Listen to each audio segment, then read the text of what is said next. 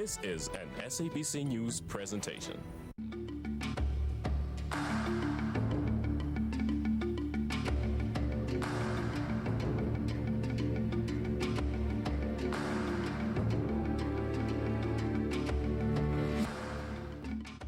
Goeienaand, dis 7 uur en tyd vir Fokus. Welkom. Ek is Lenet Francis. 'n Gemeenskap in die Rigtersveld het na meer as 30 jaar uiteindelik toegang tot vars water. Bietjie later in die program wys ons jou die nuwe pyplyn wat water van die Oranje rivier al die pad tot in Fokus neem. Maar eers praat ons oor verkeersprobleme. Baie stedelinge in Suid-Afrika bestee daagliks ure op die pad om by hulle bestemmings uit te kom. Verkeersopenhopings word vererger deur verkeersligte wat nie werk nie, ongelukke en stilstaande voertuie. 'n Rit werk toe wat in spitsverkeer 'n uur tot 90 minute duur, kan gewoonlik en gemaklik ook uitgereik word tot 2 ure of selfs langer.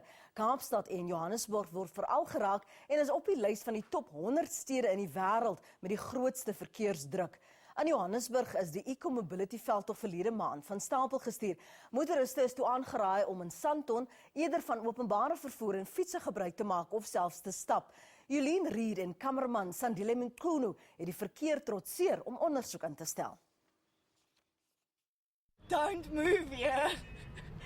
It's insane. You just need to figure out the times that you leave. I've been in the traffic for 3 hours.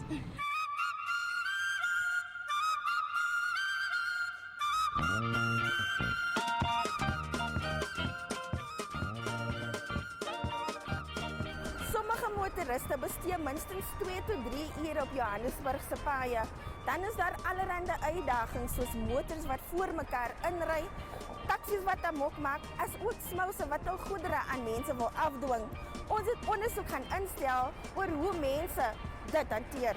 Usually the traffic's okay unless it's in peak times. We got deadlines to meet, and every time it's hard to try to keep up to those deadlines when you got traffic, especially, and other motorists on the road, but it's difficult. They left around past 7 going to Rosebank there, and you can look right now, even if you can check on your time, what time is it from 7 until now, just to drop something then come back. It's been like 2 hours, I think almost 3 hours now. Something, I think they need to do something about this situation because it's getting worse. Gauteng se bevolking is sowat 12 miljoen.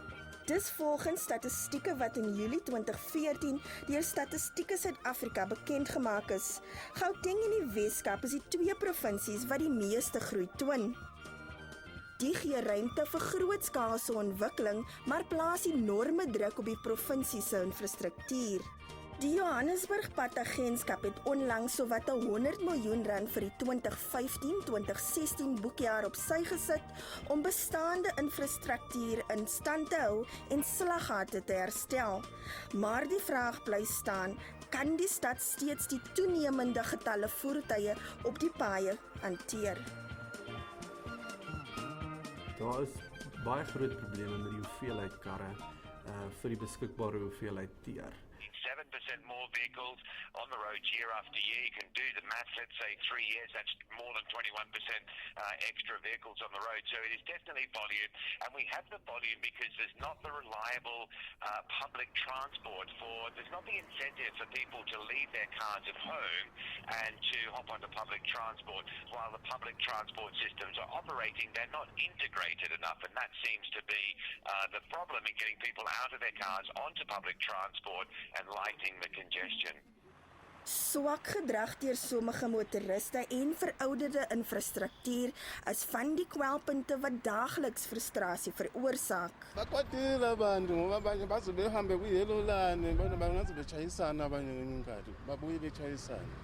As jy nie visueel konsentreer op wat voor, agter jou en langs jou aan die kant is nie, aan die gang is nie, want jy is besig met 'n selfoon of ek het selfs al gesien mense wat heeltyd hulle koppe draai en kommunikeer met mense agter in die kar.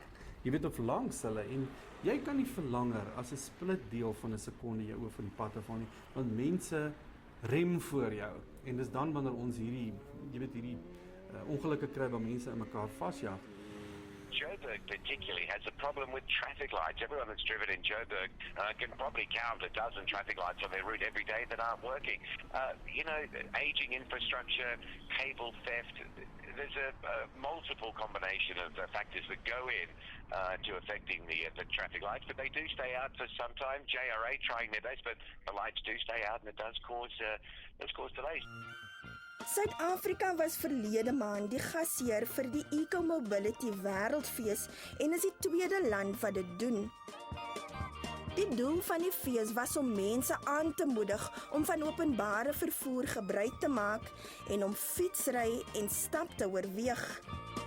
Tydens Gauteng se beurt is minibus taksies, busse en talle ander vervoermetodes gebruik. Sowat 100,000 voertuie beweeg daagliks in en uit Sandton, die sakekern van die stad. Dit veroorsaak deurlopende verkeer. Out of the 14 park and rides, Maponia Mall was very low. Empress Palace was very low. So we dropped those two and we concentrated on the 12 remaining ones. And out of the 12 remaining ones, Brightwater Commons, where we are today, is the most popular. And then the second one was Monte Casino. And then in the latter part of the working days, the 20 working days that I've been monitoring, we had Westgate coming up, Randburg coming up quite nicely. Fokus wou self by van die pendelaars hoor hoe hulle die veldtog ervaar. I think it's a good initiative. It's worked well. There were some few mishaps.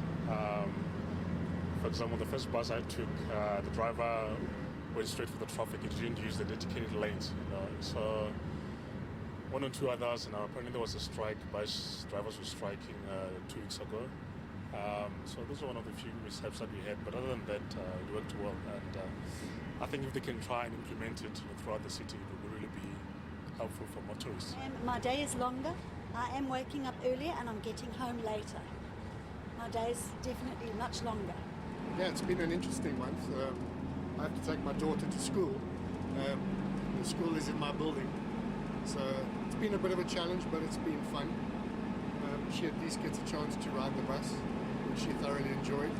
And it gets a chance for her and I to spend some time together.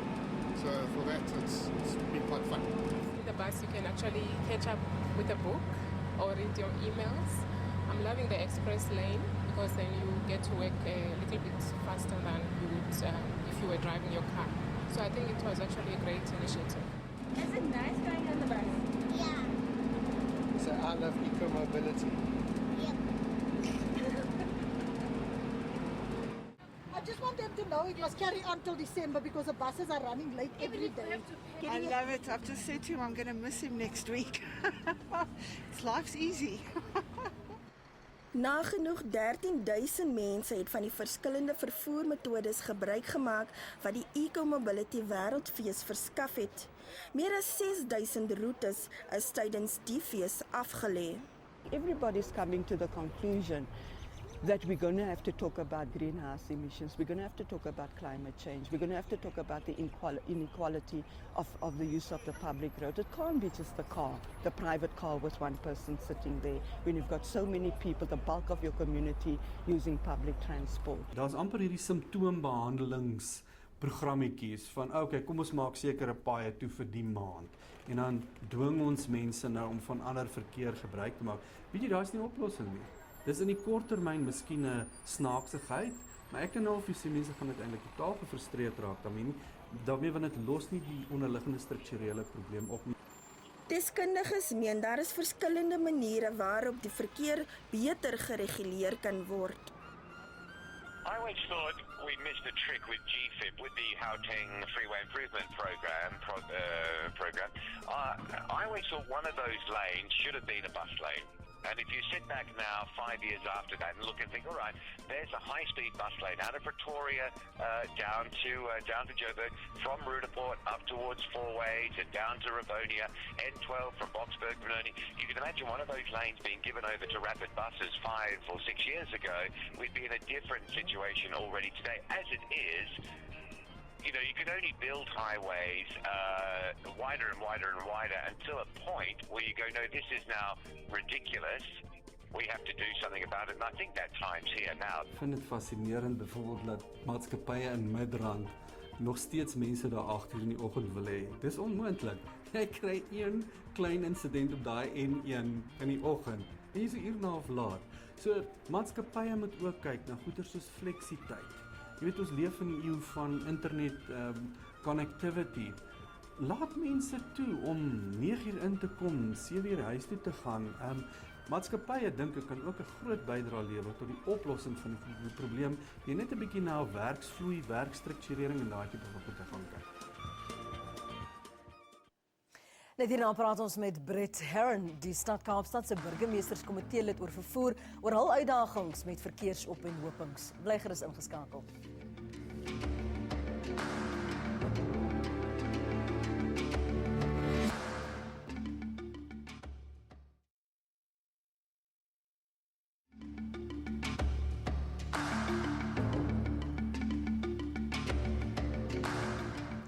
Welkom terug. Vanaand val die kollig op verkeerssake. Die stad Kaapstad het die afgelope week 'n beraad oor verkeersopeenhopings gehou.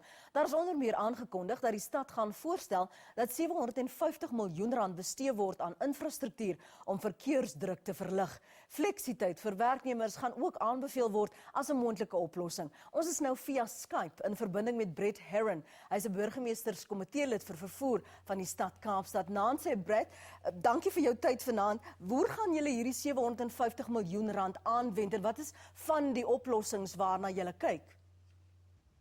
Well, the 750 million rand investment is earmarked for infrastructure. So although the plan that we are presenting to our council is a comprehensive plan that deals with not only infrastructure but other components of traffic congestion alleviation, we have identified that there are a number of missing links, or there are roads that were always planned to have more capacity and that capacity was never built. So the 750 million rand that the Mayor spoke about is earmarked to address the missing road links in our network and to add capacity to arterial roads where that capacity was planned but has not yet been built. So daar gaan opgraderings wees en daar gaan uitbreidings wees. Waar is die heel eerste drukpunte waaraan julle aandag gaan gee? We've identified 3 high-growth corridors in our city, which are also the areas where we have the highest traffic congestion or the most severe traffic congestion. And those areas are in the Kales-Rivier area in the northern suburbs, in the Blauberg area up our west coast, and in the far south peninsula, the Kommetjie area. So there are a number of roads in those areas that will be built or upgraded. Hoe gaan julle verseker dat dit 'n geïntegreerde stelsel is? Want julle het nou My City wat veronderstel is om van daardie roetes en die druk te verlig. Daar is die minibus taksies en dan natuurlik die gewone busroetes. Hoe gaan dit geïntegreer word om vir mense net makliker te maak? The integration of the public transport offerings has been at the forefront of much of our work over the last 4 years since we were elected into government. So we've been focusing on the integration of the different modes. The My City, which is our BRT mode, bus rapid transit mode, we've almost brought phase 1 to an end. In other words, we've nearly fully rolled out phase 1. We have planned and we've taken to our council a plan for 10 new BRT routes, and we are busy planning phase 2. And we have identified that ultimately we need the public transport network to be one network, where a commuter can travel from any part of the city to another part of the city across different modes, experiencing the network as one network. And so what we've done is we've applied to the National Department of Transport, the National Minister, for the assignment of the Golden Arrow bus service, which is the other scheduled bus service in our network, so that we can integrate the My City BRT with the Golden Arrow bus services. So once national government has assigned that function to us, it currently rests with provincial government, we'll be able to integrate those services, introduce one ticket, and make sure that the routes and the timetables are aligned. Then also done quite a lot with the minibus taxi industry. We announced and we took to our council last month a new plan which seeks to integrate the minibus taxi industries into our network as well as to provide them with new economic opportunities. Brit, jy sou weet ons het hier in Johannesburg Eco-Mobility Month gehad en dit was met gemengde gevoelens die reaksie van pendelaars. Hoe gaan julle gedragspatrone aanspreek en ingesteldheid? Want sommige mense wil hulle in 'n karre sit, hulle wil nie op 'n bus sit nie of hulle wil nie 'n trein gebruik nie. Waar gaan julle dit inwerk? Well, I think there's a number of strategies that we're working on. We know that it's difficult to move a commuter from their private car to another mode of transport, whether it's non-motorized, walking or cycling, or public transport. But the message to our residents and our commuters is that there is simply not enough space to keep adding road infrastructure, and we are going to have to make a shift to public transport or non-motorized transport. We are working very hard to put in place a public transport system that is affordable, reliable, frequent, dignified, and safe.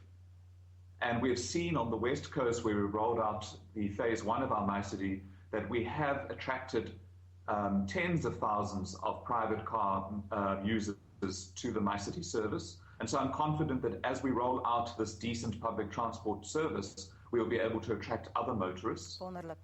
We have also put in place about 400 kilometers of cycle lanes already. Goed. And we have a bicycle lane network that covers the entire city. And as we roll that out, we expect more and more people to consider how they can travel differently in our city. Baie dankie Bret, And then, ongelukkig sal ons dit daar moet laat. Dit is 'n groot uitdaging vir julle, nie net in Kaapstad nie, maar ook vir ons hier in Johannesburg. Dit was Bret Herren van die stad Kaapstad. Net hierna wys ons jou die groot vreugde in die Rigtersveld deur die mense van Fokus na 33 jaar lopende varswater gekry het. Bly gerus ingeskakel.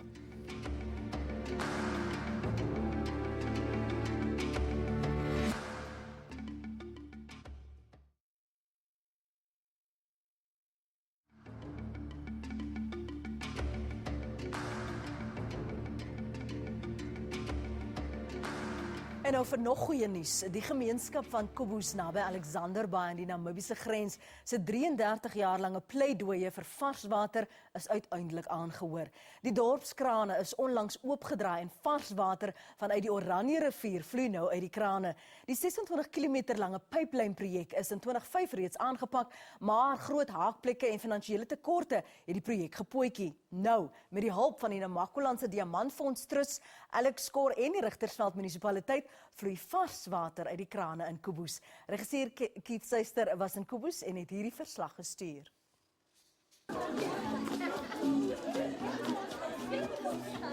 Die Nama stap uit dank vir varswater wat uiteindelik die gemeenskap van Fokus bereik. Hulle het die afgelope 3 dekades beklei vir 'n pyplyn wat varswater vanuit die Oranje rivier sou bring. Nou is hulle vereers ontslaaf van die brak boorgatwater wat hulle moes drink. Meer as 7 miljoen rand is oor 'n tydperk van ongeveer 10 jaar bestee om die projek moontlik te maak. Oom Jacobus Obies kan ons sonder om te skroom sy besoekers, soos die Fokusspan, 'n glasie skoon drinkwater aanbied. Hy hoef nie meer bekommerd te wees dat brakwater die mense sal siek maak nie. Ons het water van boorgate afgekry wat deur masjiene uitgetrek was uit boorgate uit. En baie keer dat was die diesel of die krag nie daar om water te voorsien. Sommige kere het die gatte ook in mekaar gesak en dan het die water vir 'n tyd lank nie in die dorp gewees nie. Water was aangery deur die departement van waterwese met trokke en dan was hy groot groen tanke wat nog in die dorp sigbaar is, soos 'n stand wat hier aan die ander kant staan waarin daar waarop daar 'n tank was wat die water opgegaar was. En by daardie samenkomsplekke waar die water geneem was, die mense in die dorp, was daar heeltyd samendromming geweest.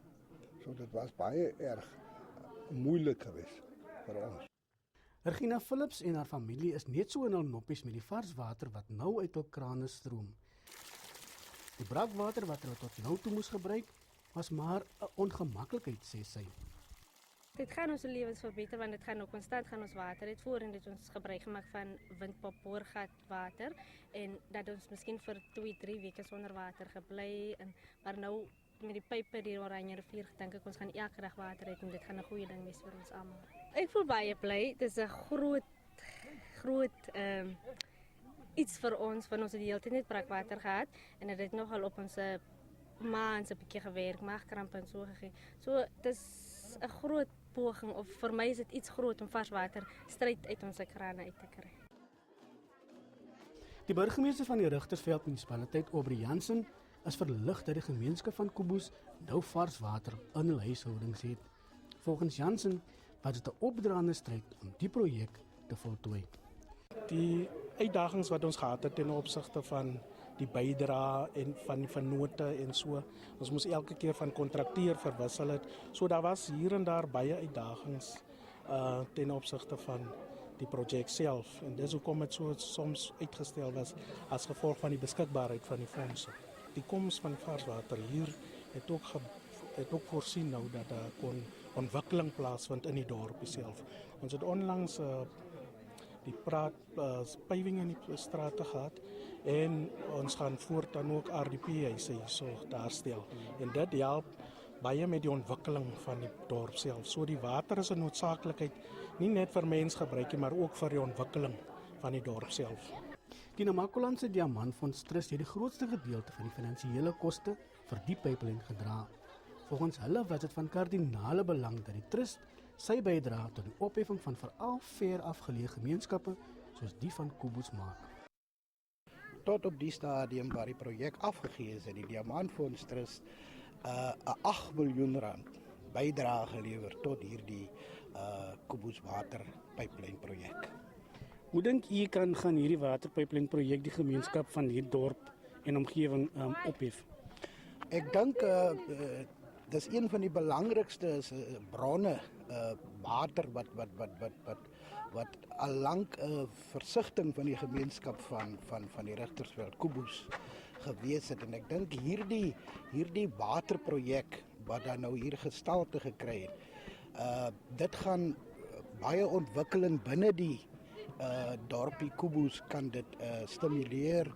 Mense kan groentetuine aanlê, daar kan ander waterprojekte binne in die dorp kan dan ook gestalte kry as gevolg van die verskaffing van water aan die gemeenskap van Fokus.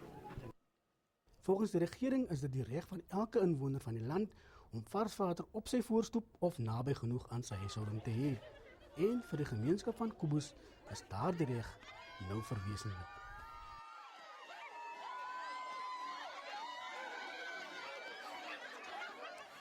Met die groot dele van ons land wat droogte ervaar op die oomblik, besef ons net weer eens watter seën water is. Daarmee het ons ongelukkig aan die einde gekom van vanaand se program. Ons verwelkom kykers se kommentaar, julle tweets en julle voorstelle. Skryf net die woord Fokus gevolg deur 'n kort boodskap en SMS dit dan na 34444. 'n SMS kos R2. Word gerus ook 'n lid van ons Fokusgroep op Facebook en volg ons ook op Twitter by Fokus ZA. Ons hoop dis 'n goeie week. Sterkte met almal wat eksamens aflê. Tot volgende week dan, Sondag aan om 7:00 net op SABC 3.